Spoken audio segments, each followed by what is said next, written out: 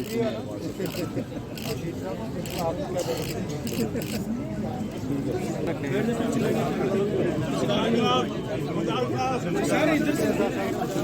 बारे में क्या कहना चाहूँगा। मीडिया दफ्तर का इनॉग्रेशन किया, उसके बाद मैं अपने साथियों से यहाँ मिलने आया हूँ। लगातार 7-8 दिन पीर पंजाल के दौरे के बाद मैं अपने यहाँ जो जम्मू शहर के मेरे साथी हैं उनके साथ 5-7 मिनट गुजारने आया हूँ, और कोई मकसद नहीं था। जहाँ तक कश्मीर की टारगेटेड किलिंग्स की आपने बात की, बड़ा अफसोस होता है। अफसोस इसलिए कि बेगुनाह लोग जो है इस तरह लगातार एक के बाद एक मारे जा रहे हैं। और अगर आप देखें तो माइनॉरिटीज़ की किलिंग्स हो रही हैं, पुलिस में जो काम करने वाले हैं उनकी किलिंग्स हो रही हैं, सिविलियन जो हैं चाहे क्रॉस फायर में या टारगेटेड किलिंग्स के ज़रिए उनकी मौत हो रही है। हमें तो कहा गया था 2-2.5 साल पहले कि कश्मीर, खासकर कश्मीर की तमाम परेशानियों की वजह जो है वो 370 है, और 370 के हटते ही हालात ठीक हो जाएंगे। हमें ये कहा गया था कि 370 ही वजह है कि कश्मीर में कुछ लोग जो है अलाइदगी सोच रखने वाले हैं, और अगर ये हट गया तो ना यहाँ बंदूक रहेगी, ना अलाइदगी सोच रखने वाले लोग जो है वो सोच रखेंगे। आज 2.5 साल हो गए, हालात में बेहतरी कहाँ आई? जो मतलब टारगेटेड किलिंग्स का सिलसिला रुक ही गया था। मुझे नहीं याद है कि इससे पहले टारगेटेड किलिंग्स का सिलसिला कब हुआ होगा, लेकिन आज कहीं पे भी कश्मीर में लोग अपने आप को सुरक्षित नहीं महसूस करते। उन इलाकों से जहाँ से मिलिटेंसी का हमने सफाया किया था, खासकर श्रीनगर के आसपास के इलाकों का, कुछ नॉर्थ कश्मीर का, उन इलाकों में दोबारा से अब मिलिटेंसी देखने को मिल रही है। अब तो श्रीनगर में अप टाउन में लोग अपने आप को सुरक्षित नहीं महसूस करते, तो बाकी जगहों की बात ही नहीं। तो जाहिर सी बात है कि हुकूमत के करने में और कहने में काफ़ी फ़र्क रहा है, और हालात जो है वो दिन ब दिन और ज़्यादा ख़राब होते नज़र आ रहे हैं। कश्मीर फाइल से पहले भी ये घटनाएं हुई हैं। मैं ये नहीं कह सकता हूँ कि मूवी के बाद ये घटनाएं जो हैं ये शुरू हुई। टारगेटेड किलिंग्स का सिलसिला तो है मूवी से पहले हुई। अगर आप देखें जो चाहे वो हमारे बिंद्रू जी थे जो केमिस्ट की दुकान पे मारे गए, या हमारे ये ढाबा जो है कृष्णा ढाबा बर्न हॉल के पास, कुछ पॉलिटिकल वजूहात के बुनियाद पे ये रिपोर्ट तैयार की। जम्मू में लाउड स्पीकर मैं अभी घूम के आया हूँ, लाउड स्पीकर हर कोई इस्तेमाल कर रहा है, हर कोई इस्तेमाल कर रहा है, और लाउड स्पीकर पे रोक लगाने से हर मजहब के लोगों को जो है उनके जज्बातों को असर पड़ेगा। मैं तो ये कहता हूँ ना आपके कोई बीच का रास्ता अपना लीजिए, कोई वक्त मुकर्रर कर लीजिए जहाँ पे लाउड स्पीकर का इस्तेमाल जो है वो सही हो। अब मिसाल के तौर पे मुसलमानों के लिए आज़ान ज़रूरी है, आप सिर्फ फिर आज़ान पे ही रख लीजिए और उसकी वॉल्यूम पे पाबंदी लगाइए। हमारे तो मैं अभी जैसे मैंने कहा मैं पूरा रजौरी पुंछ का दौरा करके आया हूँ। मैं ये नहीं कह सकता हूँ कि सिर्फ एक ही मज़हब के लोग जो है लाउड स्पीकर इस्तेमाल कर रहे हैं। हर मज़हब के लोग जो हैं, चाहे वो मंदिर हो, गुरुद्वारा हो, मस्जिद हो, वहाँ लाउड स्पीकर हैं। तो अगर लाउड स्पीकर पे बैन लगा तो जाहिर सी बात है हर मज़हब के लोगों के जज्बात पे जो है उसका असर पड़ेगा। तो कोई ना कोई बीच का रास्ता निकालें। अगर बैन के बजाय आप लोगों को बुलाइए, उनसे मशवरा करिए और कोई इस तरह का रास्ता निकाल लीजिए जिससे कि लोगों को परेशानी भी ना हो और लोगों के जज्बात के साथ खिलवाड़ भी ना हो। क्यों नहीं हो सकते इलेक्शन?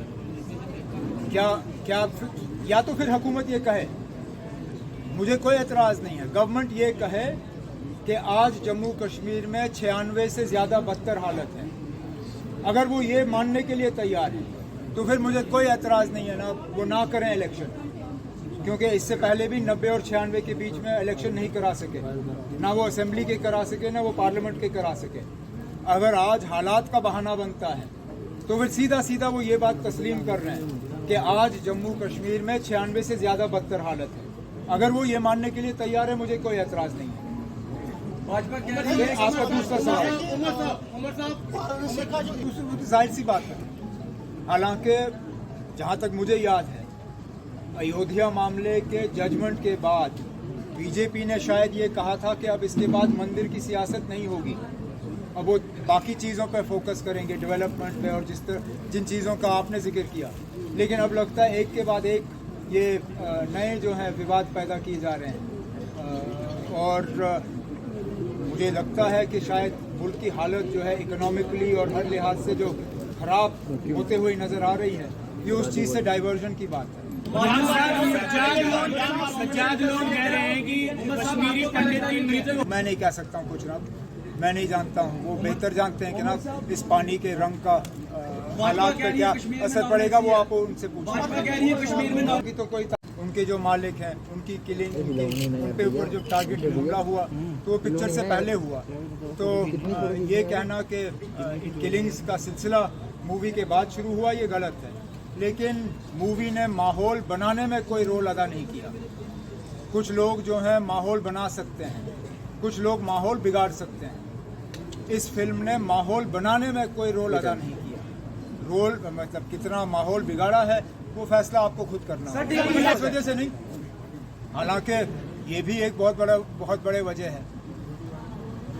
आबादी के बुनियाद पे सीटों का फैसला होता है, या तो वो इंतज़ार करते अभी के सेंसस का, 2020 के सेंसस का, और फिर आबादी देख के सीटों का बंटवारा करते। लेकिन उन्होंने 2010 का सेंसस लिया।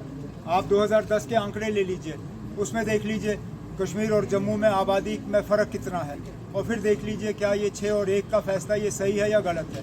लेकिन वो छोड़ दीजिए, उसके बाद फिर जिस तरह इन्होंने सीटों का की जो है डिमार्केशन की है, जिस तरह इन्होंने इलाकों को काटा है और जोड़ा है, इसमें ना सीधा जो है एक पार्टी को और कश्मीर में उनके कुछ सहयोगी दल जो हैं उनको फ़ायदा पहुंचाने के लिए किया है। अब आप मिसाल के तौर पे इन्होंने जम्मू पार्लिमानी सीट में से रजौरी पूंछ का इलाका काट दिया, लेकिन वहाँ पे भी इन्होंने थोड़ा सा फ़र्क किया।